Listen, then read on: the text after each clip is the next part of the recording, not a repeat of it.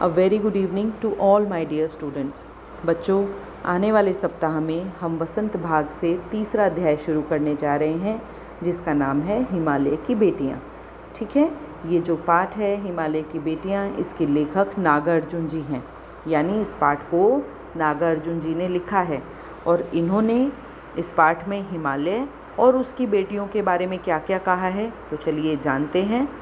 ये मैंने आपको बताया ही था कि नागार्जुन जी ने हिमालय की बेटियां किसको कहा है, नदियों को कहा है। तो ये जो लेख है, पाठ है, इसमें लेखक ने हिमालय पर्वत से निकलने वाली नदियों को हिमालय की बेटियों के रूप में उनका वर्णन किया है। हिमालय से जो भी नदियाँ बहती हैं, चाहे वो गंगा हो, यमुना हो, सतलुज हो, है ना, लेखक को वो ना दूर से एकदम शांत और गंभीर दिखाई देती हैं, जैसे कि कोई सभ्य महिला हो। सभ्य महिला होती है संभ्रांत महिला, जो लिखा हुआ है ना इसमें, संभ्रांत महिला की तरह दिखाई देती है, यानी सभ्य महिला की तरह दिखाई देती है। और लेखक उनके लिए श्रद्धा के भाव रखता है, आदर के भाव रखता है अपने मन में।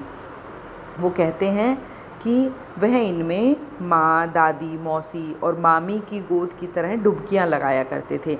यानी जब वो छोटे थे तो नदियों को अलग अलग रूपों में उन्होंने बताया है। माँ भी कहा है, दादी भी कहा है, मामी भी कहा है, मौसी भी कहा है। ठीक है, कि उनकी लहरों में मैं डुबकियाँ लगा लगा कर बड़ा हुआ हूँ। तो एक बार वो कहते हैं कि एक बार मैं हिमालय गया, यानी हिमालय के कंधे पर चढ़ना यहाँ पर लिखा है ना उन्होंने। तो हिमालय गया और वहाँ पर वो बोलते हैं कि वहाँ पर तो ये नदियाँ मुझे अलग ही रूप में दिखाई दी। जैसे यहाँ पर समतल मैदानों में ये विस्तृत होकर ऐसे ही शांत होकर बहती हैं, पर हिमालय पर तो ऐसा नहीं था। मैं हैरान हो गया कि ये जो नदियाँ हैं, जैसे गंगा, यमुना, ये वहाँ से जब निकलती हैं तो कैसे दुबली पतली सी होती हैं, है ना, क्योंकि हिमालय पर्वत से जब वो गिरती हैं, है ना, कितनी आवाज़ करती हैं, इतनी दुबली पतली सी होती हैं। तो ये कहते हैं कि वहाँ से तो इतनी दुबली पतली सी होती हैं, यहाँ मैदानों में आकर इतनी विशाल कैसे हो जाती हैं। ठीक है, और इनका उछलना कूदना, यानी जब हिमालय के पर्वत के ऊपर से नदियों की धार नीचे गिरती है, पानी नीचे गिरता है, तो उसमें से आवाज़ होती है ना, तो ऐसा लगता है कि यहाँ पर तो ये खिलखिला रही है, एकदम हंस हंस कर इतनी तेज़ आवाज़ कर रही है। और समतल मैदानों में तो ये बिल्कुल बिल्कुल गायब हो जाता है इनका हंसना, है ना, बिल्कुल शांत हो जाती हैं ये। तो कहते हैं कि इनकी तो लीला को देखकर मैं बहुत अचंभित हूँ। लीला मतलब कि छोटे में जैसे नदियाँ जहाँ से निकलती हैं वहाँ पर झरनों में से जब गिरती हैं तो कितनी आवाज़ें करती है ना। और फिर वही नदियाँ जब हमारे मैदानों में आ जाती हैं, समतल मैदानों में आ जाती हैं, तो बिल्कुल शांत हो जाती हैं।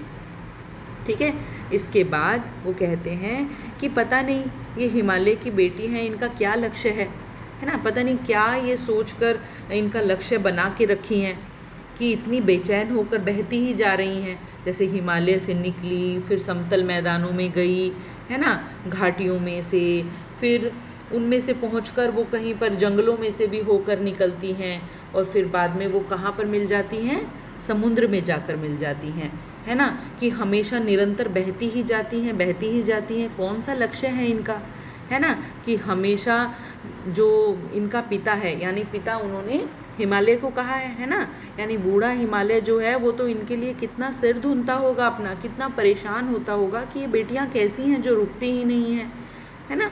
फिर उन्होंने दो नदियों के नाम बताए हैं, सिंधु और ब्रह्मपुत्र। इनके बारे में कहा है कि ये नदियाँ ना सबसे बड़ी हैं, ठीक है, सबसे बड़ी हैं, महानदी की तरह उन्होंने इन नदियों को बताया है। और वो कहते हैं कि ये जो हिमालय है ना, दयालु हिमालय, उनके पिघले हुए दिल की एक एक बूंद से बनती हैं नदियाँ। ठीक है, और आगे कहते हैं कि जब हम इनको देखते हैं मैदानों में, तो शायद ही जो हिमालय है फिर अपनी बच्चियों को ऐसे देख पाता होगा, है ना, कितनी शांत है यहाँ पर। और फिर आगे पेज पर जब वो दोबारा से नदियों के बारे में बताते हैं, तो वो कालिदास जी का इसमें बता रहे हैं। कालिदास जी भी हैं ना, जो वो अलग अलग तरह की कविताएं और महाग्रंथ लिखे हैं उन्होंने। ठीक है, तो एक दो जो लेखक के नाम यहाँ पर उन्होंने दिए हैं, एक तो कालिदास जी और फिर एक काका कालेलकर। ठीक है, उन दोनों ने ही नदियों के बारे में लिखा है।